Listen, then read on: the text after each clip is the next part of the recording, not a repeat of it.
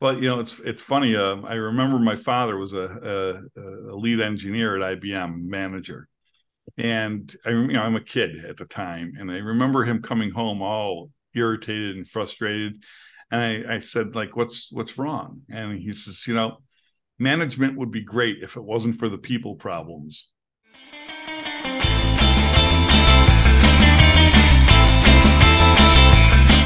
Welcome to the Outliers Inn, produced by the Operational Excellence Society and sponsored by Zonatech Consulting Group International, with your hosts, Joseph Paris and David Schneider. Welcome, everyone, to another episode of the Outliers Inn. I'm your host, JP, and with me I've got Don, the beer man Burshnick, because our normal host is MIA in a traffic jam outside of DC, and it's evidently not moving. So he may or may not be able to join us, but it's not the first time that he stood us up, right, Don? Oh yeah. I've had to fill in for him many a time. Yeah. So he still owes me a couple bucks anyways. So the theme of today is what we did on our summer vacation. And I was thinking about when I was in high school. I mean, we're all probably in high school at one time. And I was thinking how the education system really kind of screwed us up for our professional careers. Because when I got back from summer vacation, I'm sure you too, Don, the teacher would ask us to write 500 words of what we did on our summer vacation. Yeah. And I don't know what you did for your summer vacations, but I went fishing and I went swimming. All right. So that's it. 6 words. I went fishing. I went swimming. All right. Now I have to find another 494 words to complete the assignment, which is basically bullshit. I went swimming, bullshit. I went fishing. Okay.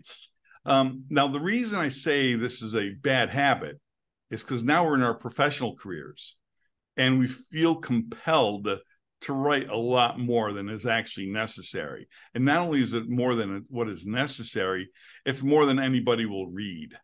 Okay, so I'm sure that as we get people on the call today, we'll ask them that, think about the reports that they write. How much extra or excess words are there? And do they read all those excess words from other people? So, Don, what did you do for your summer vacation or during your summer vacation? I worked. That's all I did. You worked? I did. I think we usually open up the pool on Memorial Day. So open up the pool, go through the arguments with the wife and everything, and, sit there and yell at each other and stuff, get the pool opened up, get that. And we usually go out to lunch afterwards. And so we do that. And other than that, I've been on the road. I've been on the road since May, June, July, August, all through the summer. Yeah, when I was visiting you last, and by the way, I really do appreciate that you guys schedule your trips around the meeting that shall remain nameless and my coming there, because that's always it's a place to unload. I mean, it's you get through with all this stuff and you're out traveling, and I mean, I was out in San Jose for 2 weeks, and oh my gosh, I got back off that trip and you're just absolutely wiped out. It's just absolutely wiped. And, to have a bastion, some place to go where you can just sit, relax, bust chops and just have fun with the guys. It's a nice event. Yeah. Well, it's funny because when I planned my trip back there, I actually planned it on a Tuesday, and everything goes according to plan. I land at Newark, take off from Frankfurt at dark 30 ish after spending a couple of hours in the lounge, which preps me for the flight. Absolutely. I drive German style up to Binghamton, and I end up at your shop with the rest of the guys, and it's a great way to end the day. Of course, I see you before I see my parents, and there's always a little bit of like, well, why did you see Don before you saw us? Because Don has alcohol and cigars, That's what? That's exactly right. And besides, you're on the way. Yeah, it's just stopping on the way, I'm just stopping on the way. So, yeah, I was sort of like you this year. I didn't go fishing and I didn't go swimming. I met this guy from Microsoft back in March, and then he the guy's a bit on the spectrum. Mm-hmm. Because he did a complete deconstruction of my book. I mean, like a complete deconstruction. I looked at this thing and it was like, are you freaking kidding me? Who does that? But but then he wanted to create a whole like design thinking for operational excellence workshop series, and honest to God, we've put together 8 workshops together. And then he wants to write books and templates for the exercises, and like, dude, I mean, Go for it. he really generates a bunch of material at warp speed, and I don't know. He must not sleep because he's got a job at Microsoft too, and I don't know. So there's anyway, people who can do that. I don't understand how they do it. I really don't. I'm one of these individuals. I go ahead and I read something, and as soon as I'm done reading it, I forgot it already. Well, I can't process that stuff. Yeah, crazy stuff. So we did get everything launched. We got the booklets for the workshops. We got 8 workshops that we've designed.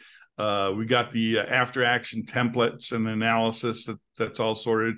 We've even got a couple of 3-day workshops, one in Frankfurt and one in Orlando, scheduled for October and November. So that's good. The other thing we got done was a QMS system based on Microsoft suite of products. Okay, so that was like 2 years in the making. I wanted to push both these bitches across the goal line before September 1st. Got it done with a couple of weeks to spare. But I'll tell you what I did on my summer vacation. There was no summer vacation like you. Yeah, exactly. I stole a couple of days here and there. Most people call them weekends. No. But I was able to get away for a weekend here and there. I did get up to Saratoga for David's Camp David, which is always a great event. The weather was nice. You actually won some money though, right? You know what? I did. I was winning some serious money at the track. I hit like the first 3 exactas. If I was really bold, the second one I could hit the trifecta because I actually picked all 3 horses, except that I was just doing the exacta. And then I didn't win. But then, out of the 7 races or so that I was there, I think I won 6 of them. And it was like, holy shit. I walked out of there like $500. So, that's winning. That was a winning day. So that's funny. Just to go back to that high school thing, I'll have you know that I never wrote any of those reports. I wasn't going to put anything on paper that I did over the summer. Yeah. And that's why you weren't valedictorian. That's right. And I'm good with it. Yeah. I stayed out of jail though. So why don't we invite Stefan to the gig here? Stefan, you there? Hi, JP, I'm there. All right. Welcome to the inn. It's been a long time. Thank you. I've been busy. You've been busy? Now you Fishing had a bit of swimming. And then I can articulate, swimming with the fish, fishing while you're swimming, all those things you can, and do 500 words. Now, you actually had a proper holiday, though, right? Yes, I went to see the Pisa Tower. It's a bit wonky, and then this is genius. This is probably one of the best mistakes in the world. And I reflect, many mistakes being very good business. Someone screw up the building of a tower. No, you have millions of tourists going just to see a tower that is tilted, and is bringing billions of business over there. This is brilliant. The guy would have made the tower straight. No one will ever go there. Right. So I have to ask, did you get one of the pictures that all the tourists get of you holding up the tower? I did not. We did funny picture, but not those ones. We did on purpose those ones, but the failed one. We did on purpose to look like we were not able to take the proper picture. Now you had a bit of a career change over the summer, didn't you? Yes, I did. So without going into details, I've been asked to lead a research center, which I am doing basically. Yeah. So yeah. Well, that's a That's great. Congratulations. I'll assume that Thank it's you. something that you aspired towards and are grateful for. I guess that was a bit of an assumption on my part, but it sounded like a great opportunity. So congrats. Thank you. No, it's a great opportunity. It's a Yeah. great, what do you say? Yeah. But Great you had diversity of bringing into the job, because it goes from, discussing about why we should not close the canteen, or, things like that, to, what is the quality of the menu of the canteen, to, where are we going to invest those $7 million? I don't know. We'll see. Let's think. But it's funny. I remember my father was a lead engineer at IBM, manager, and I'm a kid at the time, and I remember him coming home all irritated and frustrated, and I said, like, what's wrong? And he says, management would be great if it wasn't for the people problems. Yeah. And that just stuck with me ever since. Management would be great if it wasn't for the people problems. What is good is it changes your day, so you know that every day is not going to be the same, because it's never the same problem. Right. Oh, you got that right. Yeah. So that's great, and so then you got the appointment, and then you went on vacation. Awesome. And also, by the way, I also did, and that this since you have been doing some design thinking and posters and things like that, I've been doing design of buildings, and that's not the design, I'm not an architect by all means, but thinking about how you design a new building, and this is a huge endeavor. You do not realize how much, the more time you spend designing a building, the more you save later on for the people that are using the building. And right. Most likely way too many people are rushing to a design of the building, because the famous quote from Churchill is, "We shape building, and thereafter they shape us." And not only they shape us, but they shape our processes. Because if you don't have flexible wall, basically, at one point you say, "Oh, we'd like to change the room." No, you cannot, because you cannot knock off that wall. So you really have to think first, and where are we going to put those walls? Or are we just putting pillars in the middle? And then, where are we putting all those rooms that we need, in a way to make sure that the processes are efficient? Because once it's set up, it costs some money to change. And but technology changes. I've being from upstate New York, and Europe being older, you see these old buildings that were designed at the time to satisfy the operations that took place inside of them. IBM. But IBM, for instance. Mm-hmm. But then the technology changes. What they create changes, how they create it changes, because the technology has changed, and then the buildings themselves are no longer as efficient as when they were first designed. Exactly. That's a given. You try to design, how can I make this building flexible? Can I engineer flexibility within the building? So, putting the supplies from the ceiling rather than the floor, because it's much easier to mend, much easier to clean, and so on and so forth. So all those things are nowadays things you do. You are not doing that. You preempt any change by putting, let's say, I would like to have laboratories, I would like to have a workshop, I would like to have all of that. So then you put all the things in the ceiling first, then, because retrofitting costs a lot of money. So you preempt that. And of course, we all know that we try to preempt, but we're going to fail because, as you said, technology is changing, and then you say, oh, we know something. No, I am pushing to make sure that we don't put any hard cable internet connection, because 5G is coming, 6G is coming. So why do you want to put a cable into your building nowadays? This makes no sense. So right. But then people say, oh, but it's the current technology. You still need some instruments, still need it. Yeah, but no, let's move on. Well, as long as the overarching design is the shape of a U, the flow is the shape of a U. Exactly, a U cell. Yes, you should. Everything else could be fixed, but if you're in a linear fashion, it's not going to be good. I had this project at a company in Port Elizabeth, South Africa. This is 20 some years ago, maybe, and they made pillows. And they had two facilities, two buildings, and the production lines were about the same length. But they had one production line in one building and the other production line in the other building. And there's, of course, a lot of material movement and a lot of material that was stored on the sides, and they wanted to make it simpler. And believe it or not, what I had them do was I had them rejig one of the production lines so that it was going feeding the first building turned into a warehouse, and the warehouse fed the production line, the one production line that ran the length of the building. It turned around and it came down the other production line, finished product, and put back into the warehouse. And well, it was like magic. And they look at me like I walk on water. You know what I mean? Like I invented fire or something like that. I mean, it's like, you know, it was really just funny. It's called common sense, I think. Now, you had an incident on the way back from your vacation, right? You had a mechanical meltdown.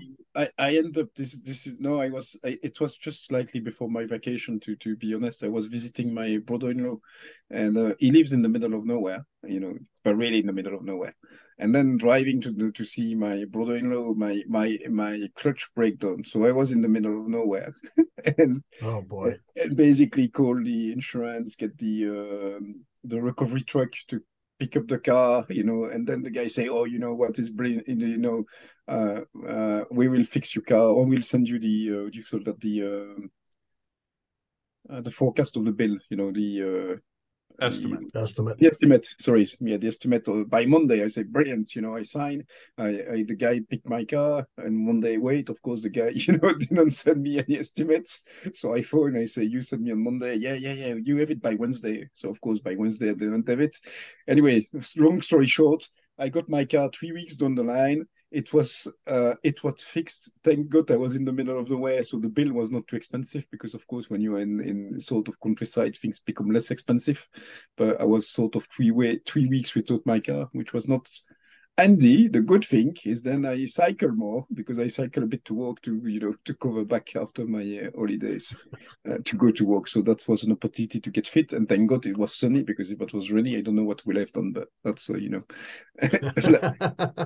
that happens in life, and once in a while it's a good reminder that we are very dependent on our cars, as we can see, as some of us are stuck in traffic jam. Indeed still. So listen, we have a new guest at the inn today.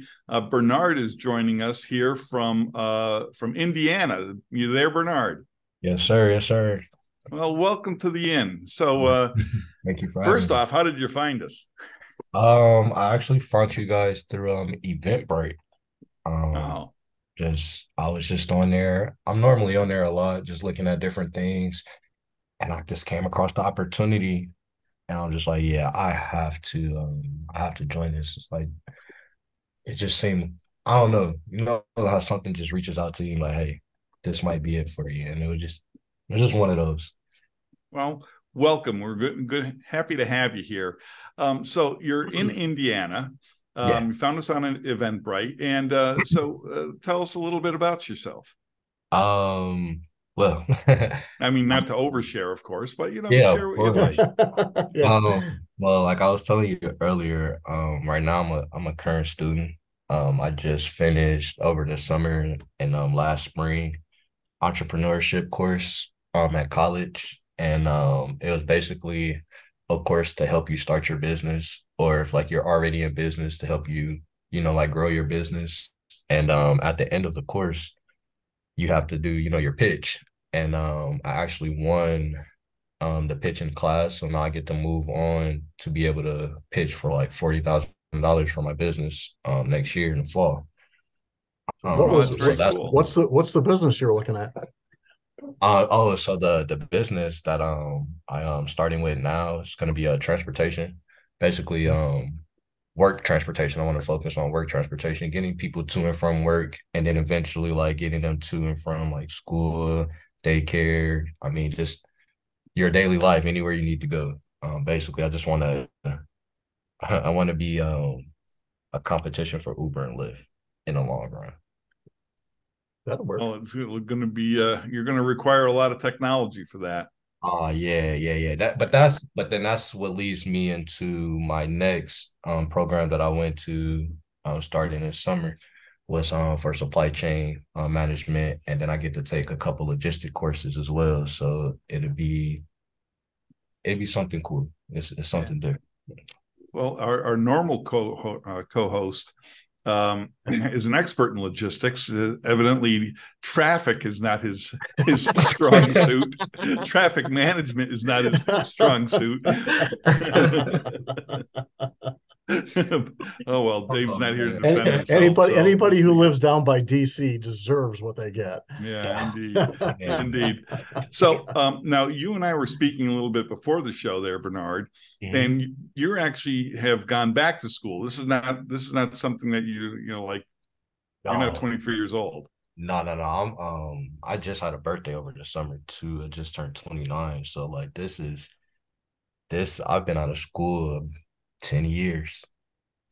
Excellent. Years. So this is kind of like getting back into it. It's challenging. I would say the time management with like the school, the work, what I have to do outside of school pertaining to school, and then my family, then like my part-time jobs. It's just trying to start a business. It's a lot to juggle there, but I was just gonna say we got juggling going on here. It is, but I can attest to that. I feel like it's all worth it. You put in the work now, it'll pay off in the long run. And my focus. Yeah, and don't worry, it doesn't get any better. Oh no, it don't. No, it doesn't. You still end up studying and everything else, so it does not go away. So what did you do during your summer vacation? Did you have one, or are you like us two schleps here? I've been learning to like once I was done with school, I finished that the week of my birthday actually. So I kind of like went from school, work, to like having a little bit of time with my family, and like I spent a few weeks with them. So that was my vacation. I had a few weeks with them, and I saw like you don't really get that a lot. So I took that in, and I enjoyed it. So that was. So did you sit at home, or did you go to parks or anything like that? We're pretty tight knit. We sit at home. We play games. I got them into like Fortnite now. So like we sit back, play Fortnite together. We went to the beach, went to visit a few family members. I mean, we stayed home, but we didn't stay home. Right. Whatever time we enjoyed, what we got to enjoy besides working, we took advantage of it. So you don't have to tell us, and prefer not, in fact, the company you work for, but what do you do as a job? Yeah, we're pretty I don't say we do much, but like I work at a winery part-time. We just opened up a winery here in the city. And we've been doing it since Mother's Day. And it's been pretty interesting to say the least. I'll say that. So they make the wine right there on premises. They squeeze the grapes. And I mean, I won't say they squeeze the grapes, but they the fermentation process is all done in-house. Okay. And we get this whiskey. I want to say from Kentucky. I hope I'm not wrong about this, but we get it from Kentucky in barrels. And so they're doing like little special things with like putting the process of the wine in the actual like whiskey barrels, and then sending the barrel back and putting the whiskey in it. So it's like infusing different flavors, and it's pretty interesting to learn these things. Like, I've never worked at a winery. I've never actually been to a winery. So like, it's just been an experience to say the least, for sure. That's cool. Don, we call him the beer man because he and his son brew their own beer. That's nice. Yeah. Oh, so, you know what? Dominic just went down to Dogfish Head Brewery. He loves it. He met the owner and everything. Had a good conversation with him, I'm sure. But I was asking him, I says, what? He says, you should see the size of the mash tuns and the fermenters. I says, well, how big are they? I'm thinking a big unit, 60 barrels. You're talking 400 barrels. 400. You're talking 1,200 plus gallons of beer. It's like, that's my God. That's a lot. That's 4,800. Yeah, that's 4,800 liters. Yeah, it's a lot. So Yeah. Oh wow. So how did you get into that, the beer business? What's the story I behind started that? I started home brewing back in the late '90s, and I Oh, did it for a few years, and I kind of got out of it. And then my kid wanted to start doing it, and I always do everything with my kids. So I says, all right, well, we'll start back up again. And mhm. I was telling him, I says, well, let's just start out with do the simple thing, do the syrup and stuff like that. He goes, no, no, no, we're going to go You all make it grain. bigger. Yep. And it was probably a good thing because we've really done well with what we've been I love doing. it. I Yeah, love that. it's a lot of fun. It's a lot of fun. We've won some Gotta have fun though. competitions and stuff, and Really? yeah, Hey, I yeah. like that. We were actually the year before last we took third in the nationals uh, Wow. for my California steam beer. Okay. We did really well with it. So Yeah. didn't Third. do so well this year. We did get into two of the finals, I believe we got into, Mhm. but that was it. We Yeah. didn't make Okay. it to the medal round. Okay. So is the competition pretty steep? In that one's and that stuff, yeah, the national homebrew competition, yeah, it's Mhm. there's a lot of people, Okay. a lot of people. I like So that. That's exciting. yeah, Yeah. it's a lot of fun. It's a lot of I Yeah. was fun. really happy to hear that Aldi there in Binghamton has German beer now, and so that means I could get some good beer when I get back home. Who's that? LB.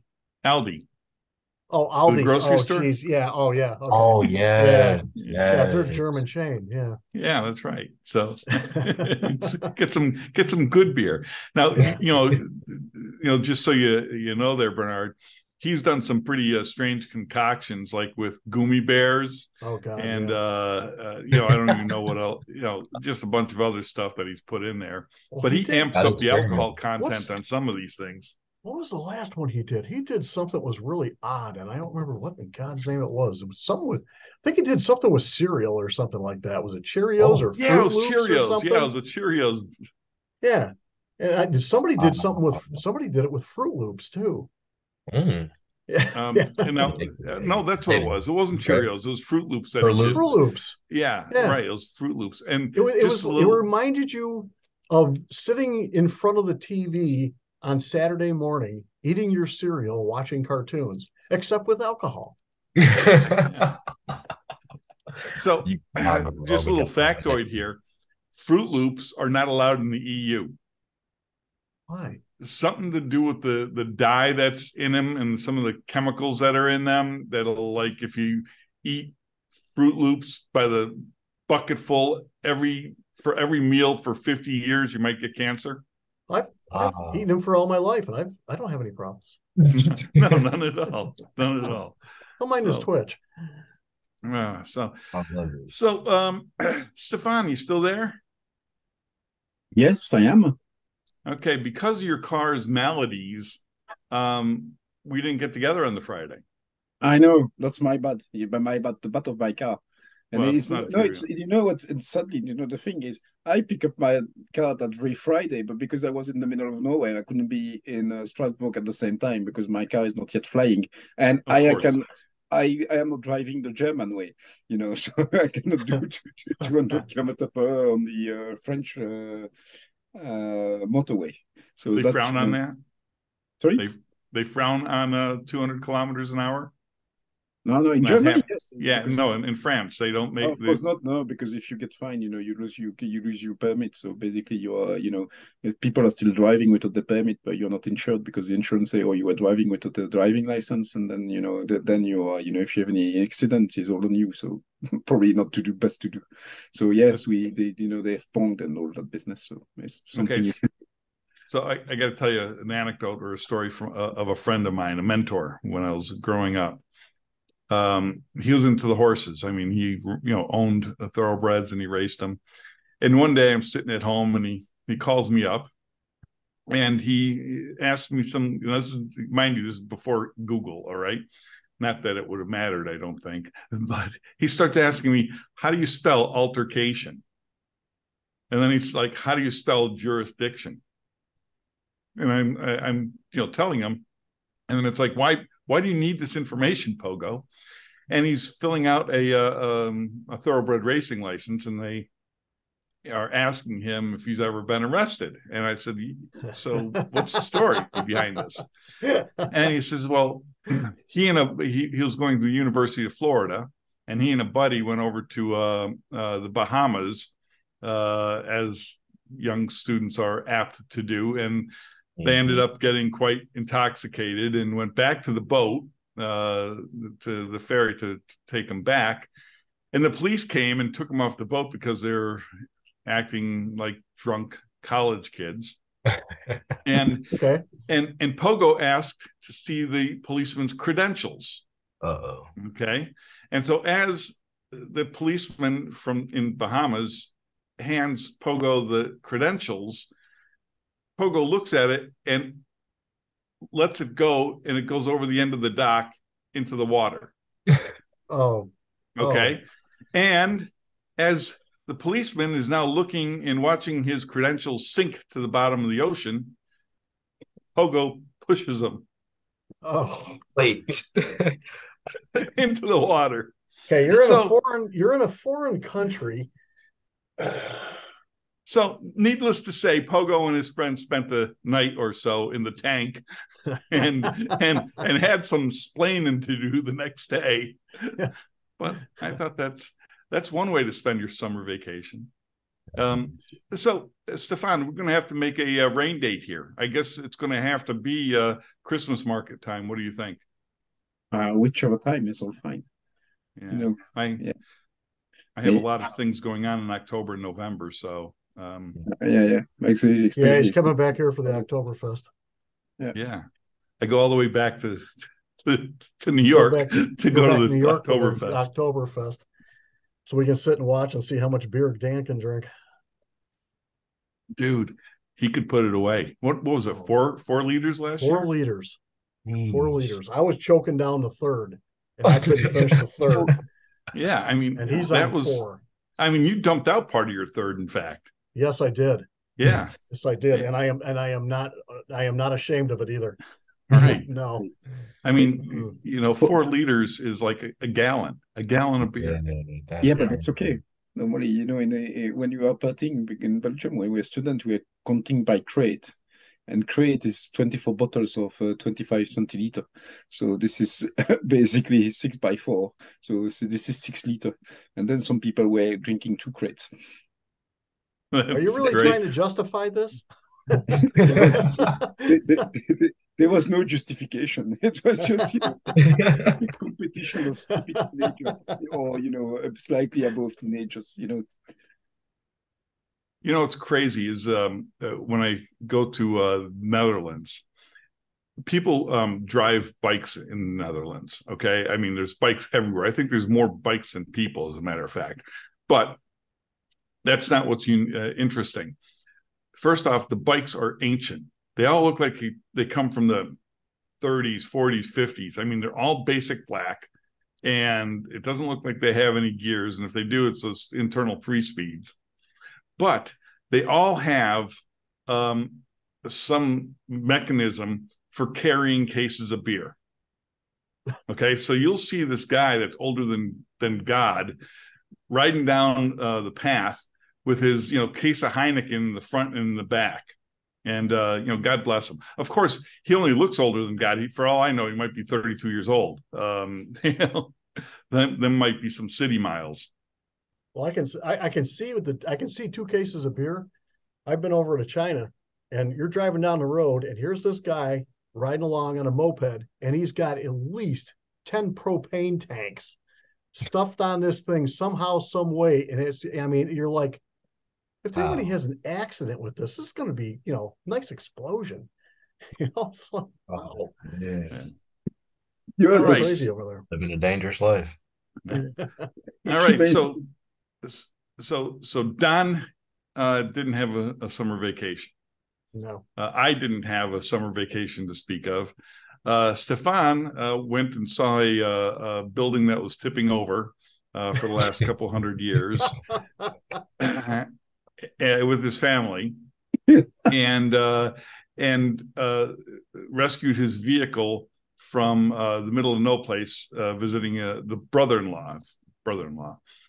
and then Bernard had what we'll call a semi-staycation, visiting friends and family and playing games and going to the beach. So, you know what, Don? You and I are just a bunch of losers. That's all there is to it. Just two freaking Tell me losers. about it. You know, we're doing something wrong, man. We're doing something wrong. Yeah, I know. So, well, hey, I'm dragging the wife down to Gettysburg this weekend. oh, are you?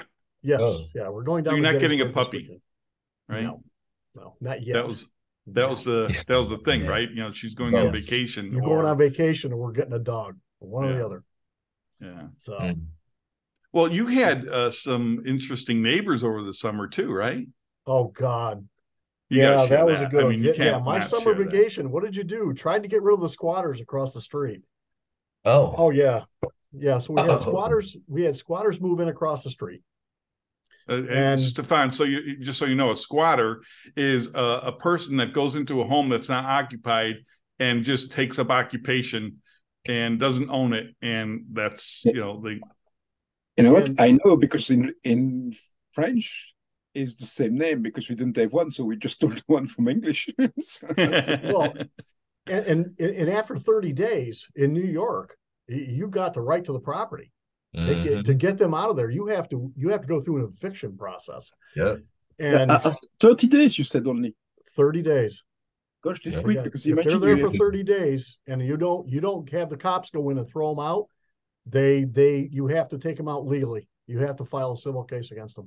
Mm. And they wouldn't do it. Well, I don't know why. The realtor, he really dropped the ball on this one, and they should have had the cops up there, should have had them dragged out. Well, they didn't. And we tried everything to make them as uncomfortable as possible. I actually climbed in through the window and changed the locks on the door. So, did I say that? Wait, there's more though. Oh yeah. Oh, this gets even better. We were out. The realtor was showing the house to a friend of mine, and she wanted me to walk through with her. So I'm over there walking through. We're out, and we look at the utility pole that's out there, and they've got the meter box. Well, the meter has been removed. Well, what this guy do? He takes and he jumpers it. And one side, he's got this big jumper cable. On the other side, he's got the handle of a spoon. I'm like, oh my God. Took pictures of it. I put a claim in online to NYSEG, New York State Electric and Gas. Did nothing. Called, did nothing. And then we're finally talking to somebody, a rep, because our bill doubled. So my wife is on the phone with them. And she's going, are we paying for these guys' electricity? And we started explaining it to her. And she's going, do you have pictures of that? And I says, oh, yeah. So I email it to her, and she goes, oh, my God. She says, we'll take care of it. Don't worry. And next thing you know, that afternoon, sure enough, they went up and took care of it. They came up and they turned our power off. They literally cut the lines to our house. And we're emailing them and everything. And it's like, oh, God. So it was. Hold it. Wait, there's more. There's even more. Because the summary is you email to get your power cut, so that's why you spend your holidays. You send pictures to get your power cut in your house. It wasn't a pleasant experience. It took 24 hours to get the power turned back on. But remember, there's more. Cortland. What am I missing? Cortland. Oh yeah, the squatters. How can you forget? After they, how could I forget that one? I kind of blew past that one to get to the NYSEG thing. That was a good one. Anyways, so after these people are obviously there for like 30 days, next thing you know, I get an email from my neighbor and going, hey, how do you like our new neighbors? This guy gets arrested up in Cortland County. That's about half an hour, 40 minutes up the road for robbing a bank.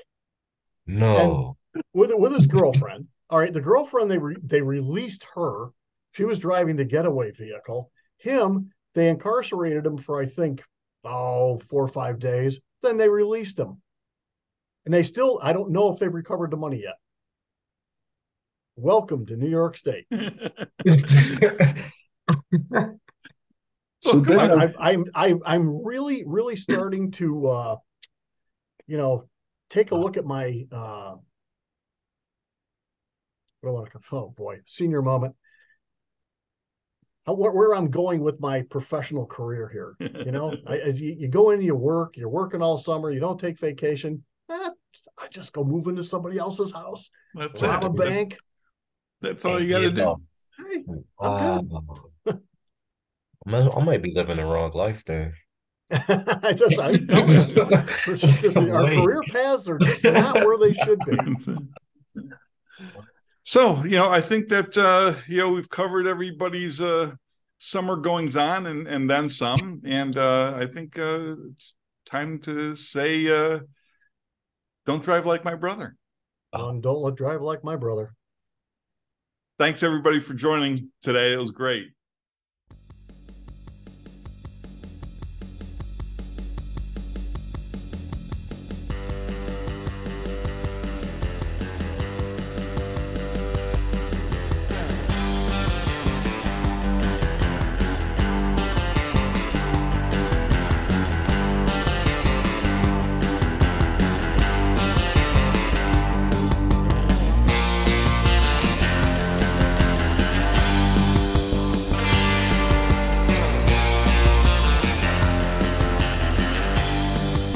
You have been listening to another episode of the Outliers Inn with your hosts, Joseph Paris and David Schneider.